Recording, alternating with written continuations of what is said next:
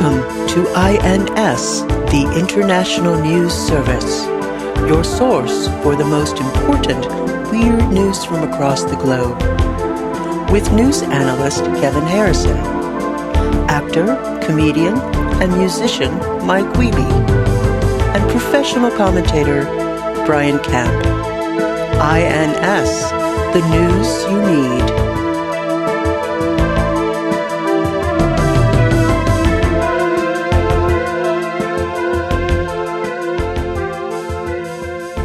We do the first half of the second part of the Get to Know Your podcast, but we go ahead and record that. I want to go ahead and get that out of the way and record that first. So wait, we're doing the second part first. No. Oh, okay, we're doing the third quarter of the second part second. Yeah. We're doing the fourth quarter third if you're counting the second part as the third part. So, well, that's what we did that the first time, and it worked. I mean, that's what we need to stick with. It worked good. Okay. It worked real good. If it ain't broke, don't fix it. Right. The entire story of Manimal came out in kind of a... Yeah, it all made sense. Yeah. When it all came together, it was brilliant. Brilliant editing. Well, I don't even have a Get to Know Your podcast this week. I have a segment that it's called... It's called what about this? You heard about this? Ooh, very Letterman. Mm-hmm. Yeah. Mm-hmm. Well, more Jay Leno, really. Well, it's called. He was what a about funny this? one. You heard about this? It's topical too, so Cool. that's good too. Will it be topical in 2 Do you think weeks? will it reach a broad enough audience, or do you think it's too specific? I think it'll reach abroad. I think it'll reach all the broads that listen to us, Mm-hmm. and I think it'll reach the dudes too. I think it'll release. Right. It'll go to all the broads, and it'll go to all the brosis. Wow. Is that a play on Brocephus or a play on Oh, that's a good question. Joseph, or a play on Brocephalus? Brocephalus, which is I was hoping that's the one it was. That's my brother Joseph's phallus. Mm-hmm. Brocephalus. Brocephalus. You guys, it's 8:45 in the PM, and I'm just digging out some sleep out of my eyes. But it's apparently been there all day. Good job. Well, you just got up, right? What is that exactly? Sleep? Yeah. Well, one, do you think that that's a common term? I know what you're talking about. Well, mine I know is from the aggressive pink eye that I have. Okay. And so when you say sleep, then for the listener, you're discussing the crusty discharge in the inner corner of your eye, and sometimes along your eyelids if you passed out. Mm-hmm. It's like it's I think eye semen is what it's called. Ocular semen. Ocular semen. When you see something real good looking, when you walk in and you see Brocephalus, you just can't help. Well, when I see Brocephalus going in, Valerie Linga. Valerie Harper? Valerie Harper's Linga. So that's, I think, colloquially, at least here, we call that sleep. Is that something, Kevin, that you have heard? Yeah. Sleep? Do they call it that in Ohio, or do they call it sleep or sleep sand? Sometimes it was sleep sand. You know, the Sandman comes and throws sand in your eyes to put you to sleep. I'm trying to get tickets to go see the Sandman tomorrow. Adam Sandler, that is. No. Can't you just sneak in like you did with the Rolling Stones? Oh, yeah, just get some ice. I might. Hey, you know the song Mr. Sandman by the Andrews Sisters? I'm pretty sure everybody knows that song, Brian. That part where it's like 2/3 of the way through, I think it's one of the best parts of any song ever. Metallica? No. the famous, this is how you know that the era is World War II in a movie song, Mr. Sandman. Yeah, true. Bring me a dream. But it's, they say, Mr. Sandman, and then a dude's voice come on and says, yes. It's my favorite. It's so good. Yeah, I like every it time I hear it, I chuckle. Yes. I like it when there's little call and responses like that. Mm-hmm. In that song, it's kind of hard to hear, but in that song, what's that? The Highwaymen. I think the song is called "The Highwaymen," where each one of the highwaymen, the TV show, where Jocko sings the first verse and he goes, "And one of these, and one of these," and Sam J. Jones goes, "Huh?" No, what's the highwaymen? That's like Johnny Cash, Willie Nelson, Chris Christopherson, and Waylon Jennings. That's right. I never heard of them. They each have a verse. And the song, and it's all about how they're like a fucking working man in various centuries who like died. Oh yeah, they like working on a thing and they died, but they're kind of like there's it's a good song. It's a good song. They're like their soul like carries on or whatever is like the point of the song. But the first line of each verse is them stating their occupation, like I was a sailor. And but it's real quiet. But after they say like one was like I was a builder, you'll hear like a ching, like somebody like built like a hammer hitting a thing, and like I was a sailor. So you hear like a ship like blah, and each profession has a little noise that they make after they do that. That's what songs are missing now. Is they're sound totally effects. Yes. Now, what sound does your job make, Mike? My sound, I'll do it right now. This is sound of my job. I was a creative consultant.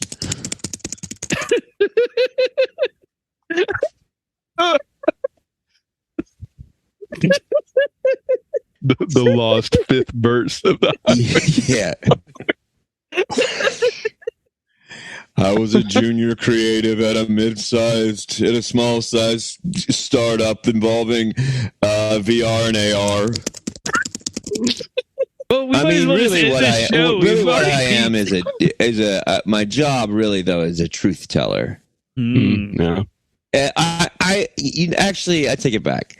My job is I'm a catcher and releaser of dreams.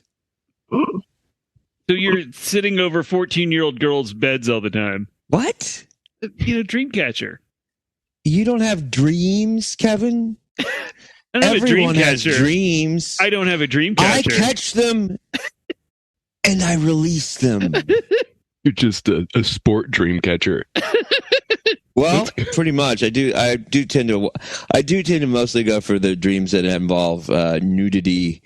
Or the man with the hat. That's right. That's why I got all the sleep in your eye. Mm-hmm. Yeah, exactly. Yeah. Good callback. I think that counts as a callback. Mm-hmm. Yes. Welcome to the International News Service. We're your hosts. I'm Kevin Harrison, along with... I'm Brian Camp.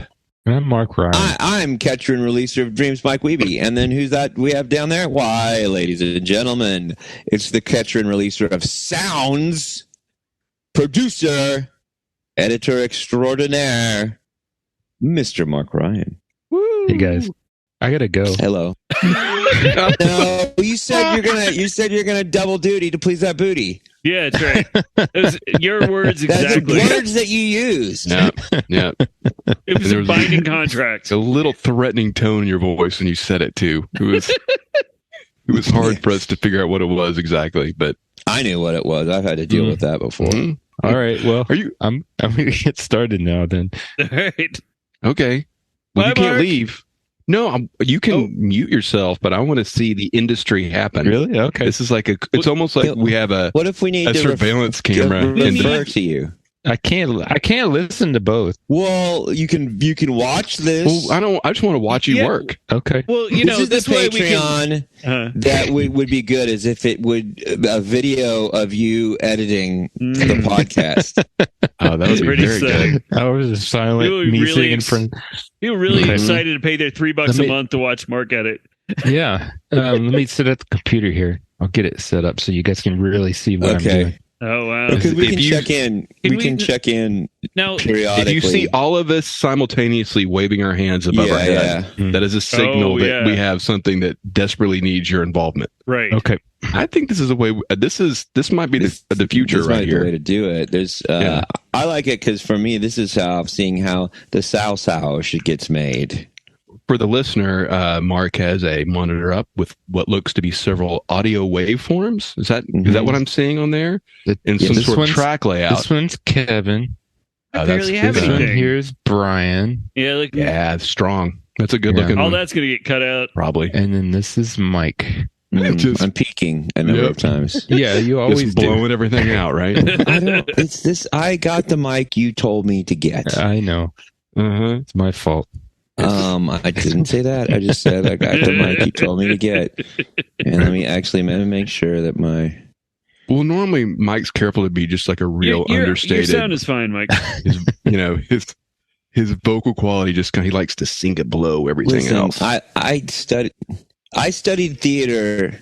I can't help it if I went to advanced theater school and I got straight A's too. That's the other thing that people don't even mention. I went to one of the hardest theater schools in America and I got straight A's. Straight A's. Almost kicked you think out they give fucking A's to people that can't project? The whole class was just projection. Like there was a number of famous people that came out of your class. Like who else was with you that Tequila? You on the first date, perhaps. Tequila. Let me think. Tequila. There's a guy. He's pretty famous. He's a Screech impersonator. Of the guy who played Screech. Okay. He's probably been to a party where he was performing at. It's kind of analogous to like the SCTV crew from Canada, except it was in Santa Fe, right? Big group of people that came out of that area. Everybody went on to a lot of success and stardom. I'm trying to think. I just remember you told me about some guy in your class who they went around the class asking everybody who their favorite actor was, and when they got to that one guy, he said Cole Meany. Yeah. Cole Meany was his favorite. Yeah, actor. The engineer on Star Trek. Next Generation. Yeah. He was also the guy. He was also the guy that said that I ruined his childhood by playing the Bud Dwyer suicide tape. Was that him? Yeah, it was him. Oh man, that he could never forgive something. Me. They'll never forgive me for that. Guess what, motherfucker? I fucking hung out with Cole Meany at a Comic-Con and we laughed our ass off at that guy shooting shit out of himself. I don't think that happened. Whatever. It was me, Cole Meany, Gates McFadden. Oh yeah, I've heard the story. LeVar Burton, and then Will Wheaton comes over because Will Wheaton does those things all the time. He's like, "Hey, you guys want to go do poppers and watch snuff films?" And I said, "Okay." And they're like, they were playing a bunch of real softcore stuff, and I was like, "You guys want to see something fucking crazy?" And they're like, I guess so. And just whip out a videotape. I had a video cassette. I had it on me. Sure. And I played it. And if Gates and Colm thought it was hilarious, they laughed their ass. They were like, that motherfucker, Gates McFadden was just like, she was fucking wasted. So, she goes, damn, bitch. Well, that does sound like her. All right, I'm going to go edit. Bye, Mark. So this week, we've got two news stories that are both AI related. A bonus story for our Patreon listeners. And Mike has a news story for us and Get to Know Your Podcast. No, it's not Get to Know Your Podcast. This segment is called... What is this shit? You heard about this shit? What is this? You heard about this shit? Is Jay Leno in the room right now?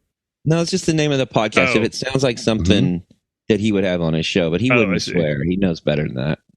So our first... Oh, wait, Brian, did you have something? No, I had nothing to add. You sure? Okay, I don't want to hear another word out of you the rest of the evening. That's ideal. So our first story comes to us from the AV Club. The Alien Visitation Club. That's those are words you could use. Whitley Strieber is a member. Well, this could be Whitley Strieber related. We'll see. So the show Seinfeld has been off the air for nearly 25 years. But since mid-December of last year... 25? Really? Yeah. In fact, hold on. No, it hasn't been off the air for 25 years. Nearly 20. This fall, I think, is 25 years. That it's been off the air. It's been off the air. Like, it's been in reruns. Oh my God, that Brian, you can fucks talk with me. again. I was just kidding. That was a joke. I continue to not have something to say. So, But yeah, I remember the night of the last Seinfeld show because you had a show that night, and you're like, "Oh, it's gonna be early. Nobody's gonna watch Seinfeld." And then I went, and then you showed up. Your whole band showed up late because you were like, "Oh yeah, we watched Seinfeld." I don't remember that at all. it's 25 years ago. I don't know. It was a show at Rubber Gloves. Yeah, it was 25 years ago. What do you remember from 25 years ago? I remember that one time when I was hanging out with Cole Meany and Gates McFadden, Oh no. and we were watching porn. I don't know. That's crazy though. At 25 years, that seems like about 8 years too many to me. Okay.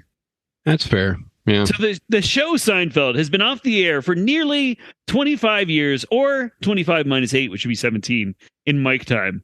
But since mid-December of last year, new adventures of Jerry, George, Elaine, and Kramer have begun streaming 24 hours a day thanks to AI and a Twitch channel called Nothing Forever.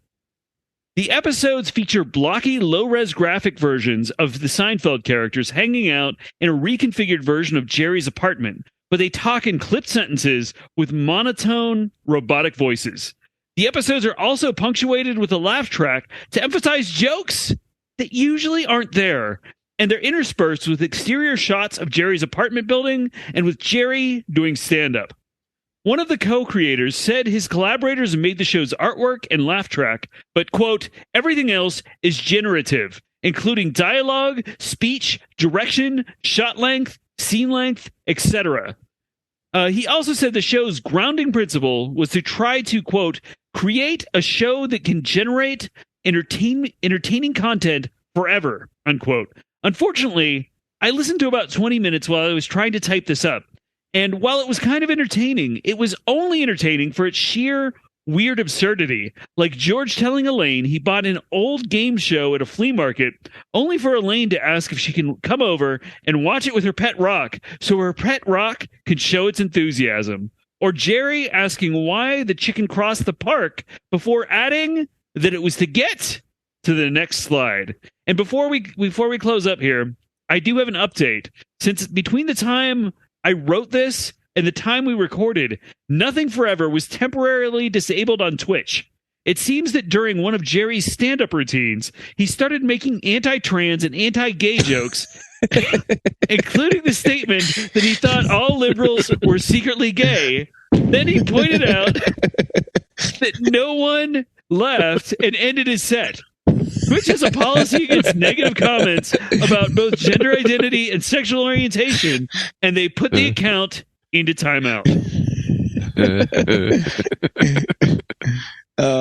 Well, I mean, that's his routine, right? That is pretty much Seinfeld. I just, if it was... Who are these people? That was tickling. I enjoy.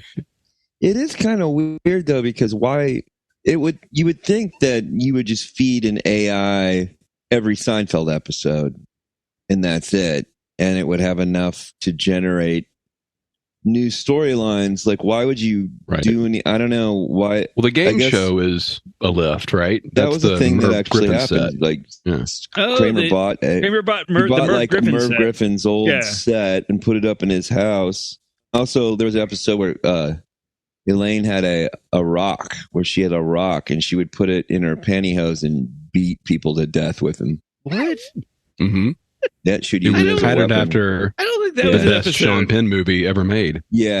What movie was that? Because it was Bad Boys. Bad Boys. Sean Penn, where he puts a bunch of cokes in there, and there's like a whole thing up front where Seinfeld's like, "Yeah, let's see that movie, Bad Boys," and that's where the BBC got where all that comes from. Why do you kill each other in prison all the time? He killed him with a bunch of coke cans. And then Elaine's like, "I think I can do that, Jerry."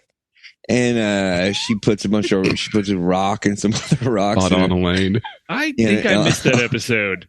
and then she swings them around, you know. She takes so what she does, she takes a bunch of rocks and puts them in each like foot of her pantyhose, and then ties them up and then swings them around, and it's like a fucking bolo boomerang, and it wraps around, and it hits perfectly around the neck, and each one swings around, and each rock hits the guy. It's the soup Nazi, hits him on each side of the head, and it kills him.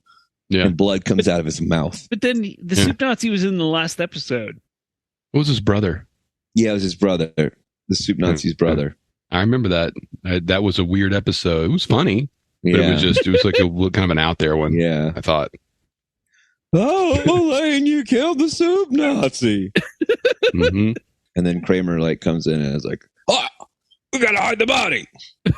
I don't have a lot to say because Mike's impersonations yet again are just it's almost, if I look away for a second. Yeah, it's true. It freaks me out. I mean, the listener can't see, so they probably do think that we have this is a Seinfeld reunion. Yeah. Right. What is yours? You know, it's not. I know they're not exactly perfect, but I haven't seen that show in a long time. I didn't like. I didn't. 17 years. 17 years since it's been off the air. There's been no opportunity to see it since it went off the air. Famously only had 99 episodes. I am a little fucking blown away that it's been 25 years. Yeah. Yeah, that's a long time. It ended, you know? Yeah, the last episode was May 14th, 1998. Huh. Okay. Yeah, I mean, I guess it makes sense that it ended in the 90s. But yeah, it's not like we stopped watching it because it was syndicated every night. I guess that's why it feels like that, because it has never left the air at all. It's on Netflix now, yeah. Do you want to get really freaked out? Yeah. I mean, okay. Hold on. Okay, I'm ready. Wait, do we need to get Gates McFadden and Colm Meaney? Is it that kind of freaked out? Okay. But just thinking about how long it's been since stuff. It's been 2023 years since the death of our Lord and Savior, Jesus Christ. Well, no, he didn't die in the year zero. He died when he was like 30 or something. He was born in the year zero. He died in zero. That was what was so weird about it. It was the year zero when he died. He was the first person to die in the year zero. So it was the year like... That's in the Bible, man. Wait, do you think that BC was like a countdown? No, it's the best comic ever made. Strip. Yeah. That's when rocks could talk. Did the rock talk in BC? Pretty sure. Remember, you could ride a rock like it was a unicycle, but it didn't have pedals. It was just a wheel with like a stick through it. You put your feet on the sticks, and you could ride it like a unicycle. Yeah. Like Gumby sliding around? You're going to have to ask a physicist. I don't, that's over my head. How did the cavemen get around? Did they ride on a rock? How did BC roll around? There weren't any seats.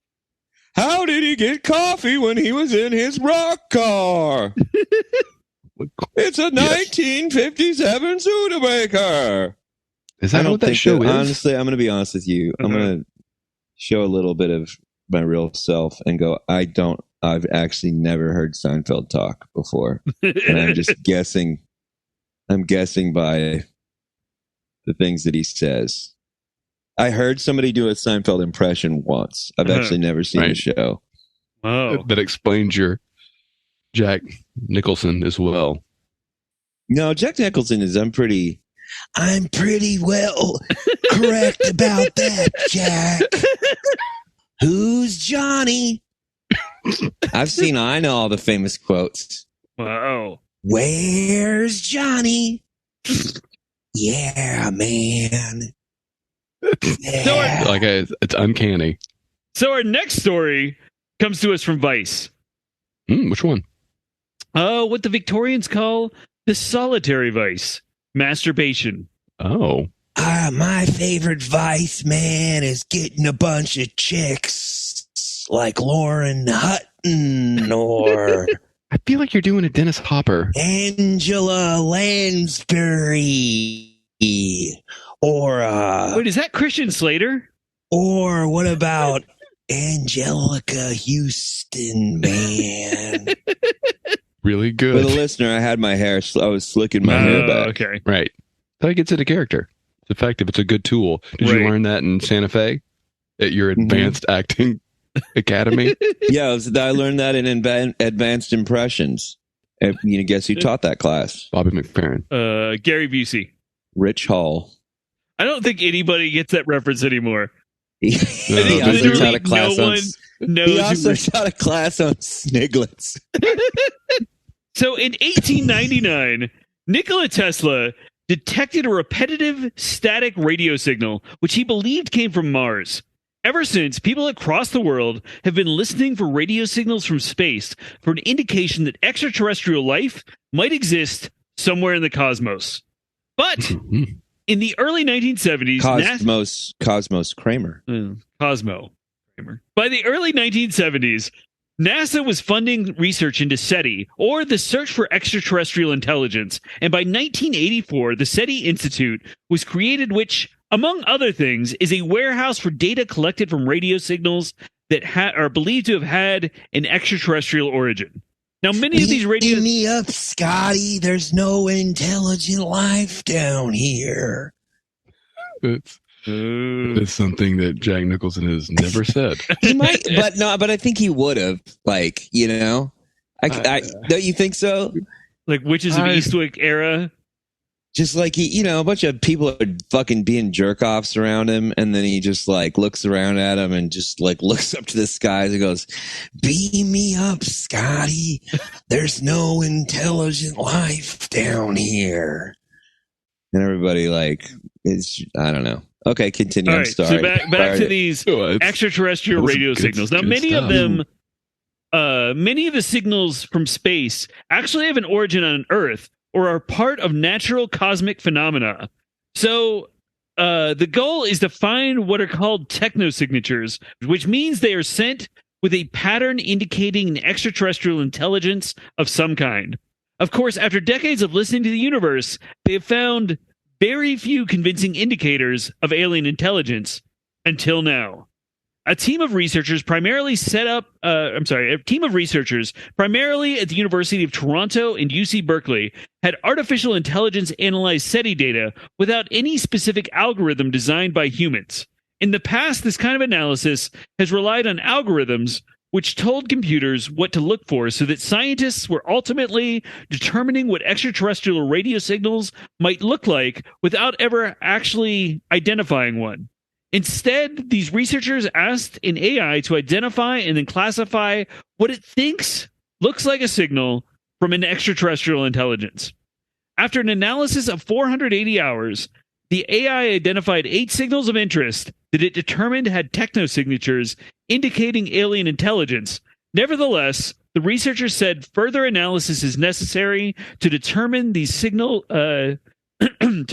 whether these signals truly indicate a technosignature and whether they were from space rather than interference from Earth. So this is another example of, and I think y'all will agree that SETI is an interesting thing and something we've been aware of our whole lives. Certainly, if you read any magazine at the Hastings in the magazine aisle, there's an Omni magazine you might pick up and read about SETI. But don't they every 5 years have to publish something or come out with something to get people interested again and throw some money their way? I mean, isn't this just the pattern of charity peddling that they do? Well, I was going to say, I like SETI, particularly just to SETI around and hang out and watch TV. Right. With the big old bowl. Big bowl. And watch Close Encounters of the Third Kind. Waiting for him to come out with number 4. Let me get this straight, this story. They're saying they haven't figured anything out yet. They're saying they never worked out anything credible, and now they fed it to an AI, and the AI went, "Wait a minute here, maybe I found aliens." I just can't figure out what the hands would look like.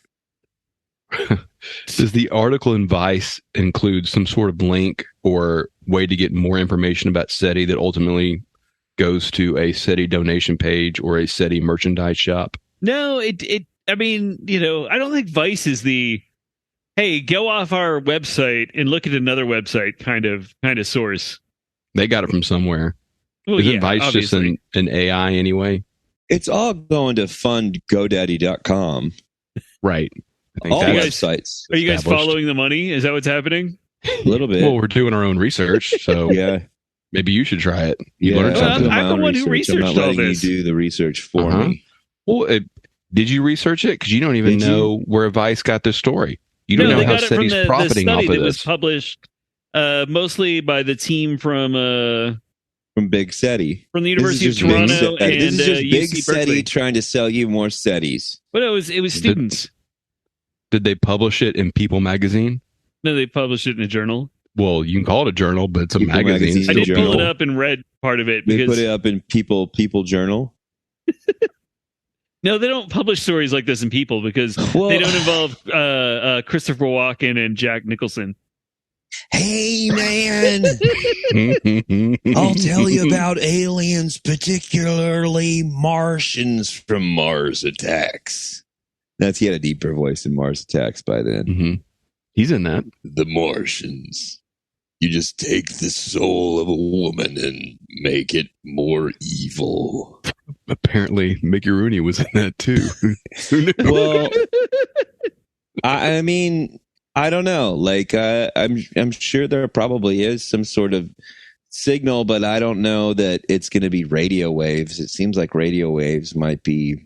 Well, we don't even use radio waves anymore, barely. Right? No, I mean, like radio waves are like transmissions. So like television is sent over radio waves. Radio transmission. Right. So the idea is that this is really that radio waves are really the way you communicate at long distances through the universe because of the way just the universe works in a way that the signal never distorts. Really. What if there's like I feel like.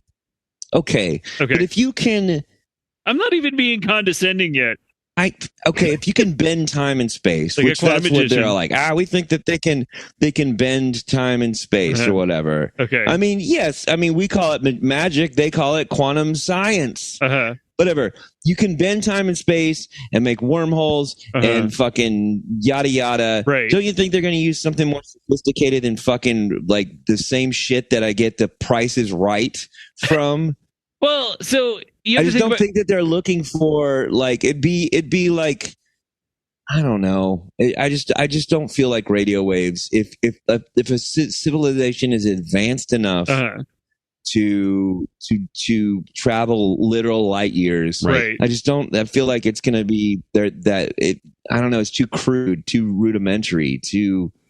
Well, so think about it this way: I don't know. They before they got to interspace travel and wormholes and hanging out with Worf in the bar with Guinan. Before all that, they had to have generated. If their civilization created mass communication that was broadcast, it probably would have been broadcast on radio waves. And those waves would transmit through the universe infinitely. Transmission.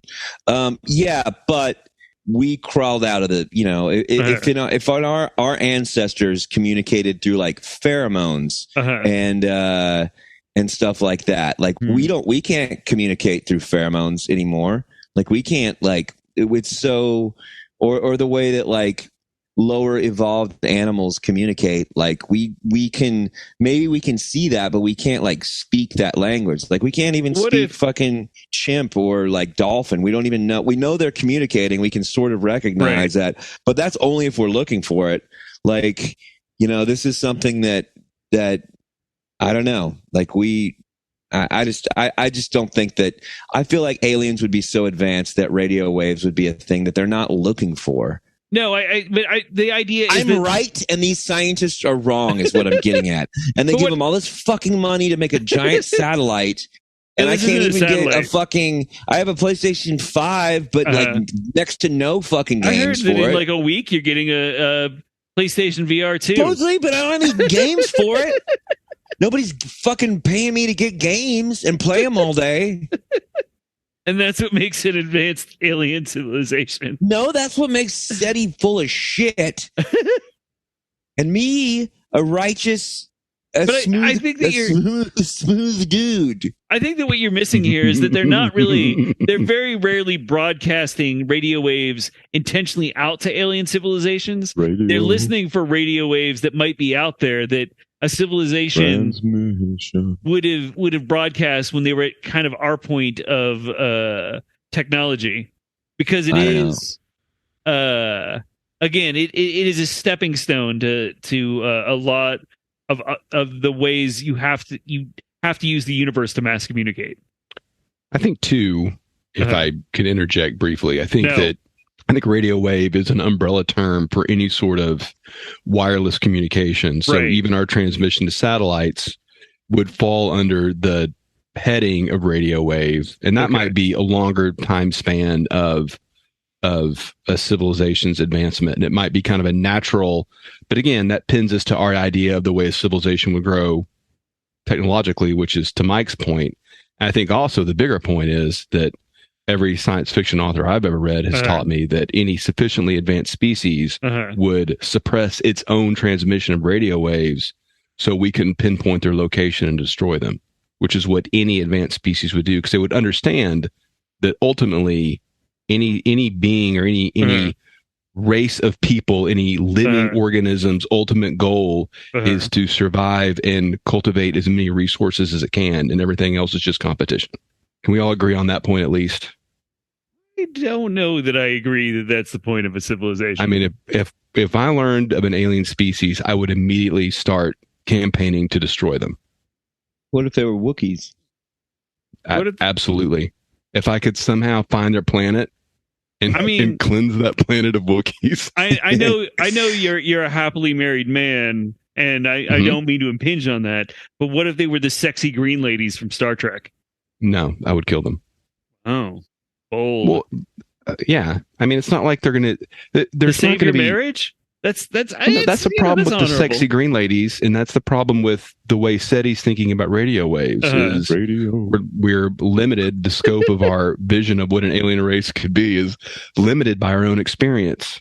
We have no idea, but we're not going to have. There will be no emotive connection between us and an alien species. They will be utterly alien to us, and we should destroy them immediately. Well, immediately. You would agree with that? I would agree that they would be so alien we probably couldn't even communicate with each other, and therefore we should. There could be no benefit to their existence. Therefore, we should destroy them. I do think that if they don't speak English, it's off with their three heads. Do you realize that most people on Earth don't speak English? I do. Yeah, they're coming around though. Yeah, but they know. They want to. I don't know about that. This might be the most alienating, no pun intended, conversation we've ever had. I think that punctuated by Mike's very serious English. I guess we're only going to reach people who agree with you. That's. I really think that there's a chance that anything radio wave related would be so primitive that they would not even recognize that they're not looking for something so dumb and primitive that they would, You mean like what we broadcast now?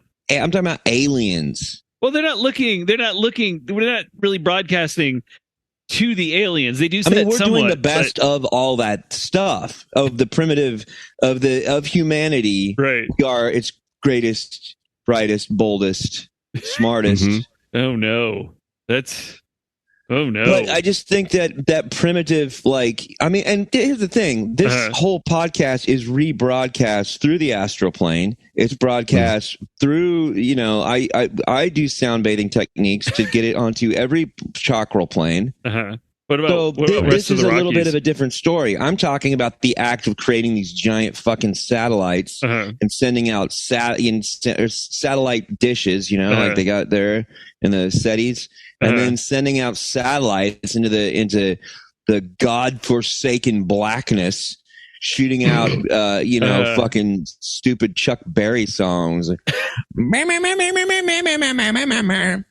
and Just you know, and broadcast my sending out dingling to the universe and to sending keep and anything sending- evil or keep everything away. They're too annoying there. We can't possibly and go to just Earth. sending pictures of nude men with 4 legs and 4 arms, and wavy hair. We're sending that out. Yeah, All right. we do. I do. You know what I'm talking about? That picture, that famous picture of a guy, and he's got his hands out like the On the gold cross, and then his record. hands up another set of arms going like this. That Da And then there's Vinci's legs Illustrated going Man. straight down, and then legs going out, and it looks like that our fucking creatures have it looks like if you're sending that out, if I found that, Right.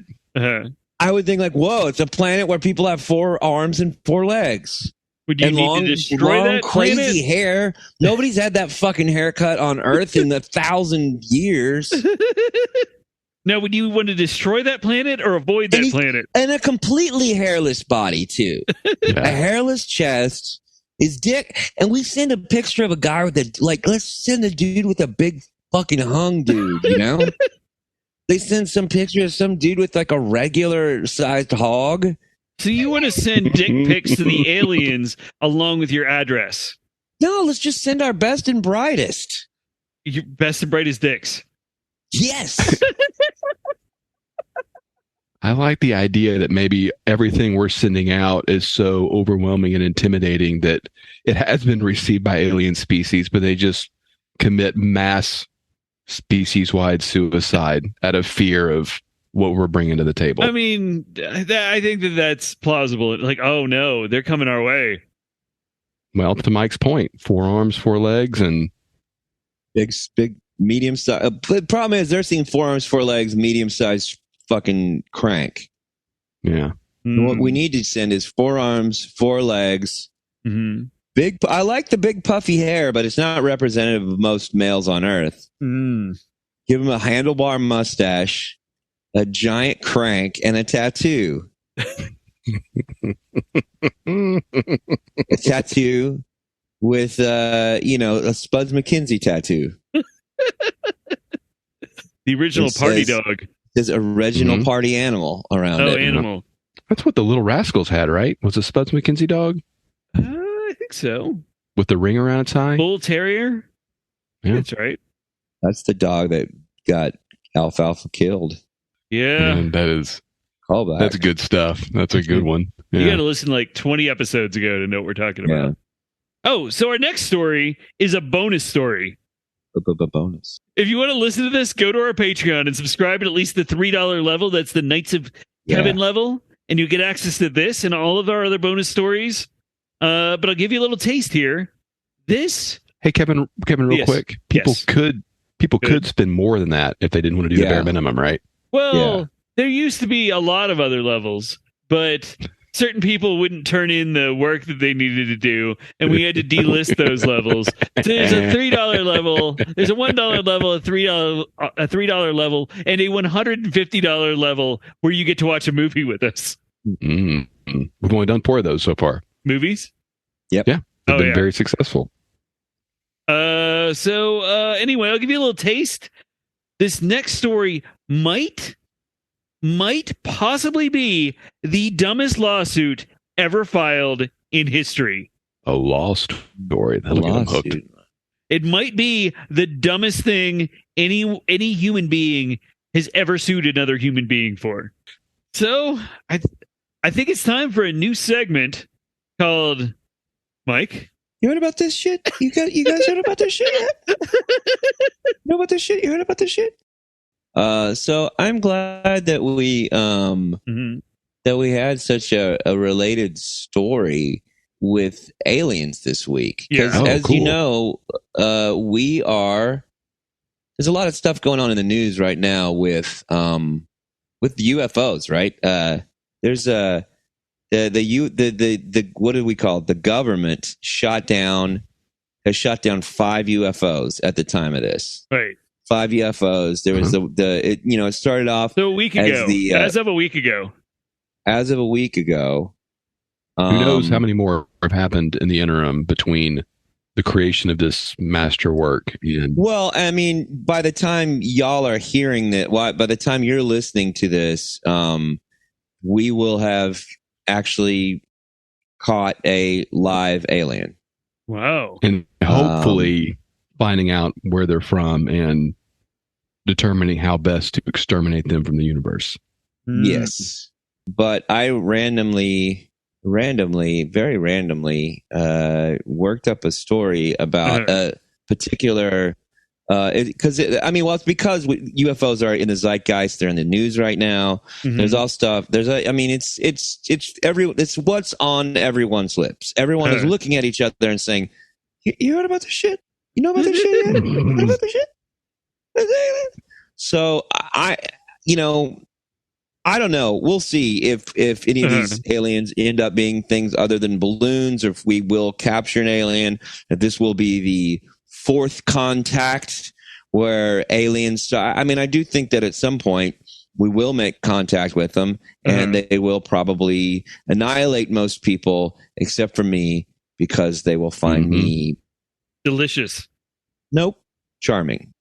I think. And I'll tell you this. So I'm going to tell you about a guy who has met multiple aliens and has a lot to talk about it. His name is David Huggins. He is, I believe now he's in his 60s, but he's been visited by aliens for years and years. He started getting these visits from extraterrestrials when he was a child. He lives in New Jersey, Hoboken, New Jersey. So at some point, he's a little kid. He's born in 1944, and he was a kid. He was running around searching for arrowheads in nearby fields for fun, and he didn't like going to church. His grandparents took him to. And at some point, all these strange beings that no one else could see started appearing around him, around his farm. He thought he was losing his mind. He's sitting under this tree, and he hears his voice go, "David, behind you." He turns around. There's this little hairy guy with large glowing eyes coming straight towards him. He thought it was the boogeyman. He didn't know what to think of. And then another day, this insect-like being that reminded him of a praying mantis appeared, and he was terrified. He said, "What in the world am I looking at?" For an 8-year-old, he did not know what to think. The sightings continued, and once the shock wore off, David says his encounters were weird, but not all that threatening. When he left Georgia in the mid-1960s for art school in New York City, the beings followed. Then he started getting nocturnal visits from an alien named Crescent, a female alien. Oh man, sounds good. Yeah. Tell us more about Crescent. What you wearing? When he was 17 years old, he lost his virginity to a female extraterrestrial named Crescent. No one can check that story. And this is actually before he left. The coitus in question went down in 1961. Huggins was a teenager. He was still living at home, and at this time, he was in rural Georgia. It wasn't the first time that they'd appeared to him. He talks about we'd seen him since he was 8. But he always thought, he's walking the woods, this alien woman it looks like a classic gray alien. I'll show you guys pictures later. Only with hips and titties. And a brown, it's the classic gray alien. Imagine the cover of Communion. The gray alien head, only with a Betty from Betty and Veronica haircut and kind of droopy titties. And a shaved beeve. Wow. He saw it. He was scared. He thought if he was going to lose his virginity, it would be like losing it in the backseat of a Ford or something like that. But it didn't work out that way. Oh. No. So he was sitting down, and the woman, Crescent, she was behind him. She put her arms around him. And that's about it. I don't know. He says, I don't know anything else outside of that. He speaks very frankly about all his encounters. It's the thing that set him apart from most of the truthers and UFO enthusiasts. He's not in it for the notoriety. He doesn't care if anyone believes him. But when Huggins talks about fathering hundreds of alien babies, that's another facet of his encounters. He sounds about as even-keeled as a farmer explaining crop rotations. Whoa. His relationship with Crescent was warm and friendly, a little strange. I mean, what do I mean a little, he says. Very strange. She was my girlfriend, really. A very unconventional relationship, he says. So to deal with his trauma, David started painting all these encounters. One of the first paintings Huggins ever made was of him and Crescent having sex. Oh, man. Painting's not that good. She's on top of me. I reached climax. Oh, I've seen this painting. I reached climax, then she and the alien being that was with her, the insect, they leave. The painting, so he's got an alien watching. Oh yeah, it's a giant praying mantis that's watching. And these paintings are all over, you know. It's like these surreal, childlike paintings that are dominated by deep blues and greens. He paints all of his encounters. He started in 1987. He was remembering details from the early visits. They just started hitting him like a deluge, and they were triggered by Bud Hopkins' book, The Intruders, which is a alien, you know, it's kind of like Communion. It's the book about things. It almost seemed like he was going crazy from not being able to process these experiences that happened to him. What were they? Why him? It really sounded like he was losing his grip on life and reality. But then apparently he got the message from the beings that he should start painting the experiences. And as soon as he did that, it started to change him. And it was a release, he says. He was able to sleep for the first time in weeks. Wow. And since then, he's painted every detail of every encounter. 100-something paintings. It's art therapy. I don't know if that's how David would describe it, but that's a big part of why he wanted to show the world. Once he found a way to show everyone, or even just himself, what happened visually through art, it was easier to process, easier to make sense of, and easier to come to peace with whatever had happened to him. So, it's there's a documentary about it called Love and Saucers about, a man who paints himself having sex with aliens. And, you can watch it and then do your own research and come to your own conclusions. I mean, if it's a good painting, I could buy it. I mean, I could see myself buying it. If it's a good painting, Brian could, come to some conclusions, I think is what he's saying. Well, yeah. Well, good thing the camera's from the shoulders up. You guys know what I'm talking about. The truth is out there. And when people ask David Huggins why he thinks the beings appear to him, he says, I have a feeling that tens of millions of people, perhaps hundreds of millions, have had similar experiences, mainly as children. That's all I can really say. But I think that as children, we're so open to things that these beings can appear around us. I know I never closed up on it, but it has continued through my whole life. So I'm going to send, how can I, what's the best way? Can I share screen here? Generate. Oh, that is, can we see that? Yeah, it's a dirty painting. Oh, Mike's source is also Vice. Yeah. Can you make it bigger? Can you enlarge the image? Which part do you want him to zoom in on, Brian? I think the obviously the lady painting there.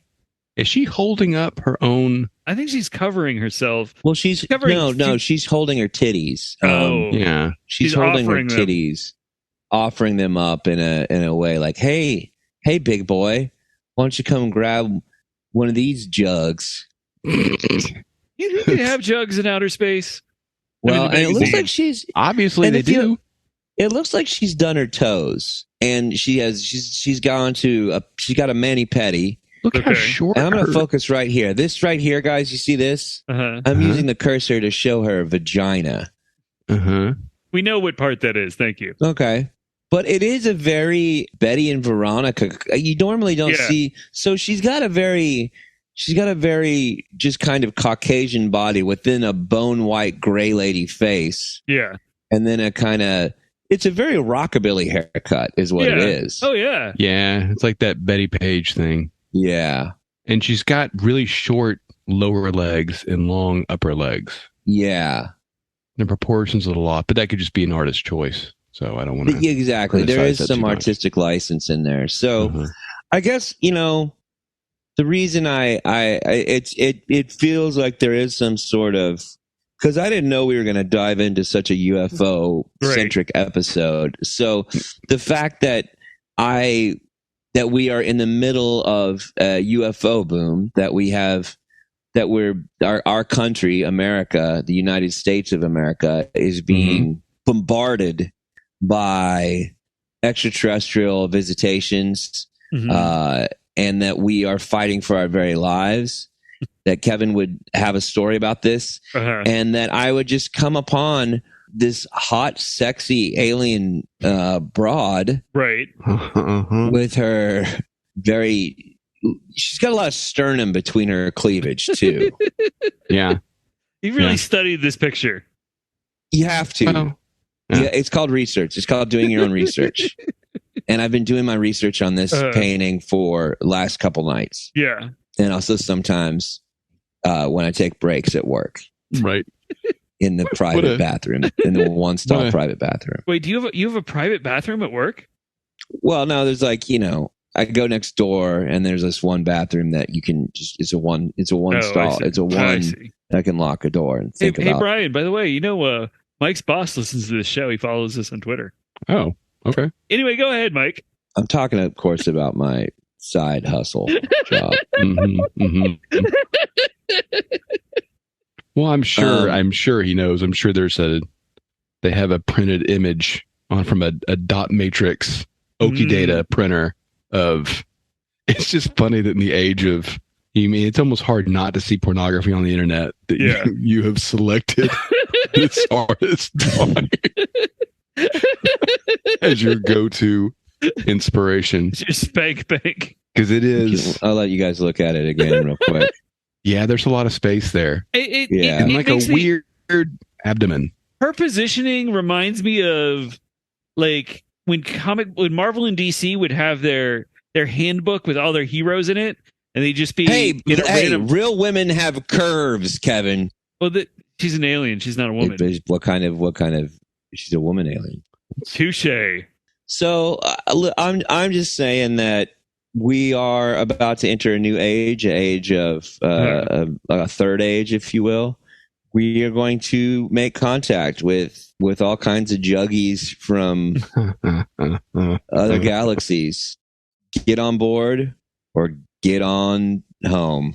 I kept wondering, like what does that image remind me of? And it looks like, and I'm sure this is something that y'all have experienced in your formative years, at least. There was a magazine called Easy Rider, and there were always like, I remember what they called it. It had some like real crass name for like a section at the end. It was just photos of biker ladies, and normally they were like topless or like sitting on the back of a big Harley. I believe it's called Beaver Hunt. What's it? Oh, I know what you're talking about. I think that was actually Hustler had Beaver Hunt. Beaver Hunt, right? Yeah, but it does, the way she is standing and the way she is holding her. Yeah, I mean, he could have traced that out of that magazine. Yeah, that is. Yeah, it's a little too perfect. They did a thing in Hustler called Beaver Hunt. That was people that would send in their own photos and they would put them in the back. Yeah, the models didn't quite. They had a bit more of that sort of amateurish quality. Yeah. So this is in kind of a part of what you're saying, Mike, and not necessarily about this guy, but just the age we live in. Maybe I don't know if y'all read this, but it might be and again, people are gonna hear this a week later, but the device or the object that was shot down over, I think, Lake Huron. I think that's the one, or maybe it was somewhere in Alaska, but one of them. I read an article, and it at least purported to be quoting pilot transcripts, because that's all recorded, right? And then all those planes have cameras on them. And one of the pilots it was whichever one was octagonal, right? Mm-hmm. Talking about it not having any means. They didn't see any means of there was no balloon. Okay. They didn't understand, the pilots were discussing, there were no visible means to determine how it was staying afloat, or if it had the ability to move on its own. That's something other than what I think is pretty clear is some sort of Chinese surveillance balloon, which was shot down off the coast of one of the Carolinas. Well, we already have pictures of that. I do feel like drone technology is pretty wild these days. So who knows with that? Or there's a possibility that this kind of crafts can get just maybe they stay afloat by just the weightlessness of those jugs. That's right. She's not holding him up. She's holding him down.